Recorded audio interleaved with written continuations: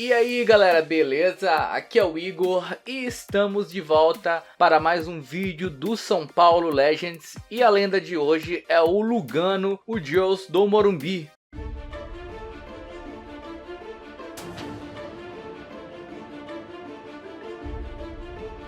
São Paulo Legends. E se você tá aqui pela primeira vez, vai logo se inscrevendo no canal para não perder nenhum vídeo da série, além de outros tantos vídeos aqui no canal. Diego Alfredo Lugano Moreno nasceu no dia 2 de novembro de 1980 no bairro Las Violetas, periferia da cidade de Canelones, lá no Uruguai. E desde quando o garoto começou a dar os seus primeiros passos, já estava com uma bola no pé.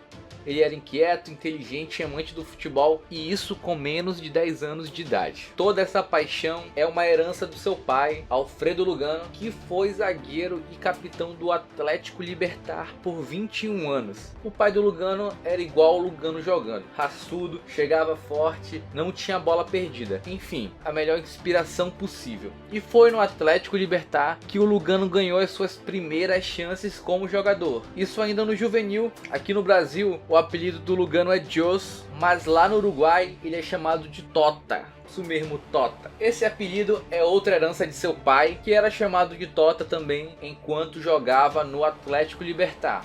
Lá na base do Libertar, o Lugano ganhou a Liga Nacional Sub-18 com boas atuações, daí subiu para o time principal. O seu início de carreira foi muito bom, era impressionante como um zagueiro tão jovem tinha tanta raça, técnica e inteligência. O Nacional de Montevidéu, que estava de olho na joia, contratou o Lugano, isso em 1999. E não demorou muito para o Lugano conseguir a zaga titular do Nacional. O Lugano ganhou 2 títulos nacionais com o Uruguai nos anos de 2000 e 2001. Em 2002, o Nacional queria ganhar Libertadores e contratou um monte de medalhões e achou que o Lugano não teria espaço. Daí o que eles fizeram? Emprestaram o Lugano para o Plaza Colônia. Era um time de pouca expressão, mas que estava na primeira divisão. Então não seria ruim para o Lugano. Aí você pensa, pô, o Lugano estava no time que era bicampeão nacional, um time que estava projetando ser campeão da Libertadores, e a diretoria vai lá e empresta o Lugano para um time menor. Ele achou ruim,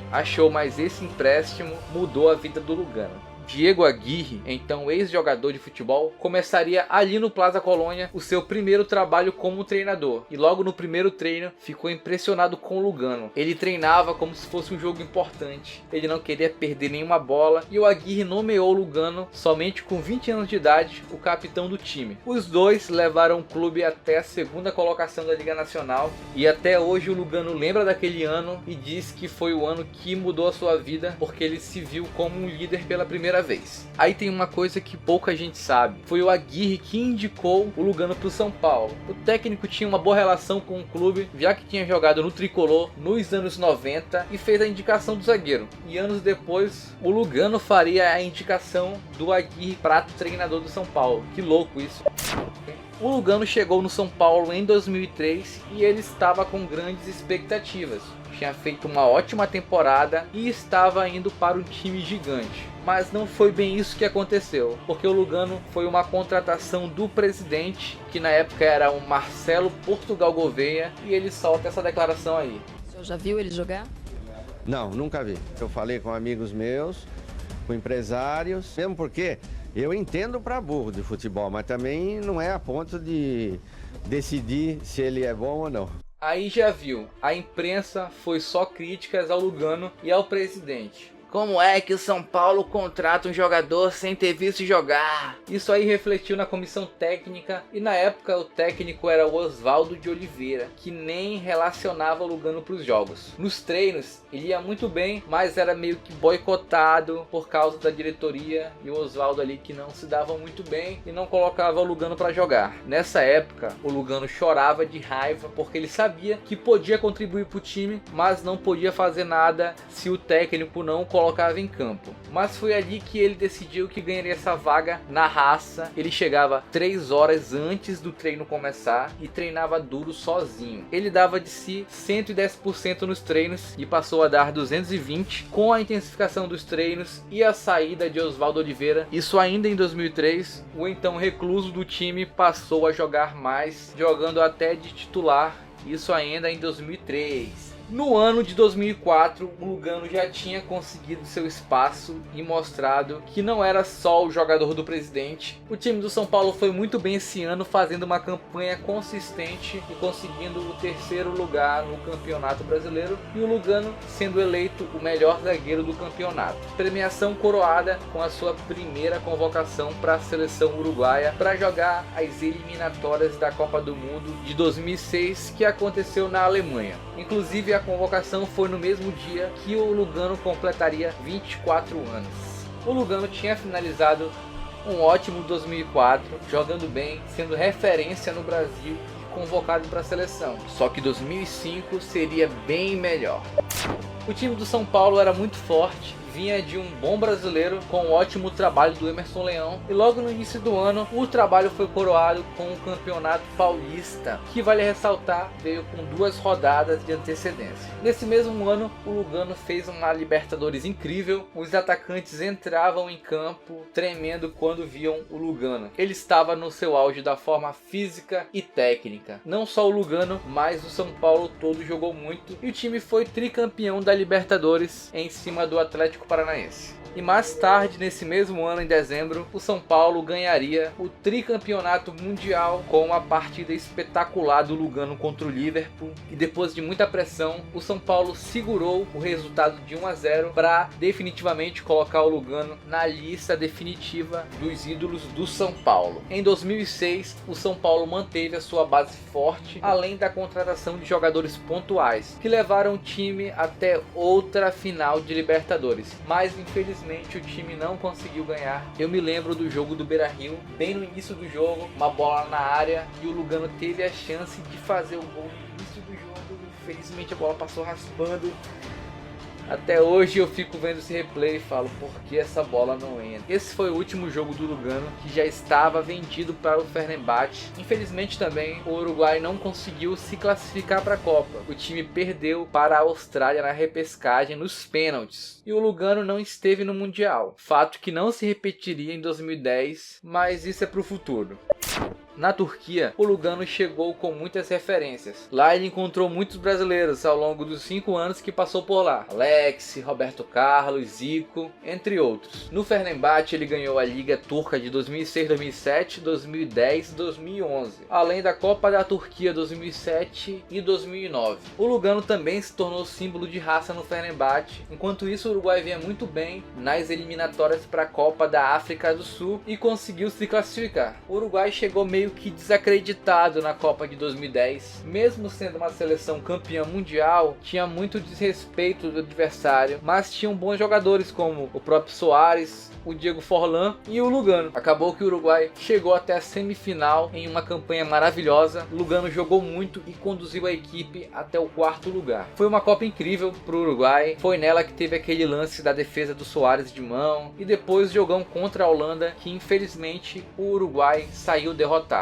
Já em 2011, o Lugano viveu um momento maravilhoso em sua carreira. Foi campeão da Copa América, título que coroava uma ótima passagem pela seleção, ainda mais por tudo que o time tinha feito na África do Sul um ano antes. Em 2011 também foi o ano da transferência do zagueiro para o PSG. O Uruguai chegou por 3 milhões de euros. Essa contratação foi logo após o PSG ser comprado, mas ainda era o início, não é o PSG que é hoje. O Lugano até que se deu bem no começo, mas perdeu espaço com a chegada do Thiago Silva e foi para a reserva, sendo que ele não tinha uma boa relação com o Carlos Lancelotti, que cobrava muito que ele falasse a língua francesa, e o Lugano nunca ligou muito para isso. O negócio do Lugano era jogar bola. Mesmo assim, em 2013, o PSG resolve emprestar o Lugano para o Málaga da Espanha. Lá na Espanha foram só 6 meses de clube quando ele acerta a sua transferência para o West Brom da Inglaterra. Nessa época, o Lugano não estava no seu melhor e fez temporadas muito irregulares, tanto que ele pediu para sair do time e ficou um ano sem jogar, cuidando de assuntos pessoais, quando ele assinou um ano depois com o Haken da Suíça, isso para ter condições de jogar a Copa América 2015, mas as coisas não aconteceram muito bem como ele imaginou. Em 2015 ele assinou com o Cerro Porteño, mas nessa época a torcida do São Paulo pedia muito a volta dele para o Morumbi. Na verdade sempre pediu, mas depois do time passar por um quase rebaixamento em 2013, em 2015 muito abaixo da média, a torcida pediu muito o Lugano, que correspondia dizendo que queria voltar para o São Paulo. Mesmo assim não deu muito certo, só que quando o Lugano fez o contrato com o Cerro Porteño, nesse contrato tinha uma cláusula dizendo que se o São Paulo fizesse uma proposta, ele sairia a custo zero. E essa aproximação aconteceu na despedida do Rogério Ceni em 2015, quando ele voltou ao Morumbi para o jogo comemorativo. Foi ali que teve a conversa e meses depois era anunciada a volta do Joes ao Morumbi. A torcida lotou o aeroporto gritando o nome de Lugano, uma festa à altura do ídolo. Lançaram uma camisa comemorativa que foi esgotada em minutos. O Lugano voltava ao São Paulo para ser aquele homem que traz raça para o time. Isso ficou bem claro já na Libertadores de 2016, que chegamos até a semifinal e só não fomos mais longe porque o juiz meteu a mão no São Paulo naquele jogo contra o Nacional. Já em 2017, o Lugano juntamente com o Hernanes e o Petrus foram muito importantes para a retomada do São Paulo no segundo turno, espantando de vez o fantasma do rebaixamento. E no final de 2017, Lugano encerrava a sua carreira como jogador. E ele não quis um jogo de despedida porque não se achava maior que Raí, Dário Pereira e outros ídolos do São Paulo que não tiveram despedida. Realmente o Lugano era um homem muito honrado. Atualmente, o Lugano faz parte da diretoria juntamente com o Raí e o Ricardo Rocha, que vem restaurando a ordem no futebol do São Paulo. E o Lugano é um cara muito importante pra gente. E como eu falei no outro vídeo do Raí, eu espero que ele consiga se dar muito bem o São Paulo como dirigente, assim como foi como jogador. Galera, esse foi mais um São Paulo Legends. Eu espero que vocês tenham gostado. Comentem aí o que vocês acharam. E se me quiserem dar dicas também, comentem aí embaixo. Digam o que vocês acham. E se você ainda não é inscrito, se inscreve no canal aí para dar essa força pro canal, para a gente crescer e lançar mais vídeos como esse. Sempre tá melhorando. Eu quero sempre estar melhorando, então me ajudem, vocês são muito importantes. Valeu, fui, até a próxima.